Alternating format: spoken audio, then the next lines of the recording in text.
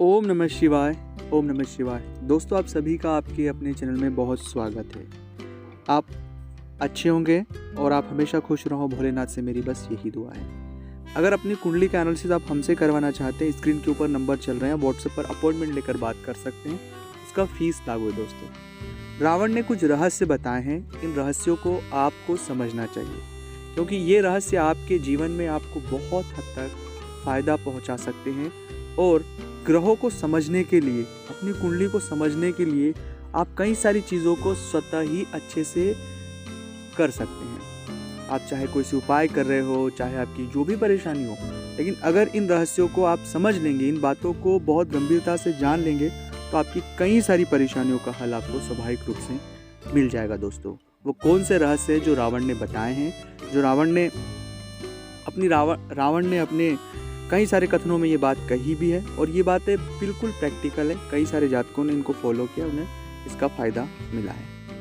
मैं ये बातें बताऊं उससे पहले एक निवेदन मैं आपसे करना चाहता हूं कि अगर अभी तक आपने चैनल को सब्सक्राइब नहीं किया है, चैनल से आप नहीं जुड़े हैं, तो सबसे पहले आप चैनल को सब्सक्राइब करके चैनल से जुड़ जाए। कमेंट्स में भोलेनाथ का कोई एक नाम लिखे। और दोस्तों, अगर अपनी कुंडली का एनालिसिस आप हमसे करवाना चाहते हैं, स्क्रीन पर नंबर चल ही रहे, आप व्हाट्सएप पर अपॉइंटमेंट लेकर हमसे बात कर सकते हैं। सबसे पहली बात, नारी का अपमान ना करें। अगर आप नारी का अपमान करते हैं या नारी का सम्मान नहीं करते हैं, तो आपके ग्रह कभी सही नहीं हो पाएंगे। चाहे आपके ग्रह कितने भी मजबूत क्यों ना हो, चाहे आपके ग्रहों में कितने भी प्रबल क्यों ना हो, वो आपको नहीं मिलने वाले हैं। ये भी प्रैक्टिकल आप रावण के जीवन से भी देख सकते हैं, और रावण ने ये बात कई बार कथनक तौर पर सामने आती है। इसलिए कभी भी जाने अनजाने में, चाहे आप महिला क्यों ना हो, नारी का अपमान ना करें, उनका सम्मान करें, उनकी बातों को समझे और फिर आगे बढ़े। दूसरी बात है जो रावण ने इस विषय को लेकर कही है कि अपने गुप्त रहस्य, अपनी गुप्त बात, चाहे हम खुश हों, चाहे हम कितने भी अच्छे माहौल में हो, गुप्त रहस्य कभी किसी के साथ शेयर नहीं करना चाहिए। अगर वो गुप्त बातें हम किसी के साथ शेयर करते हैं, तो भविष्य में वही चीज़ें हमारे लिए तकलीफ दे विषय हो जाती है, क्योंकि हमारी गुप्त बातें वो हमारे लिए कुछ अलग व्यू होता है और सामने वाले के लिए कुछ अलग होता है। इसलिए कभी भी जो भी गोपनीय बातें हैं, उन्हें अपने तक ही सीमित रहने दें, बाहर आने न दें, आप चाहे कितने भी खुश क्यों ना हो।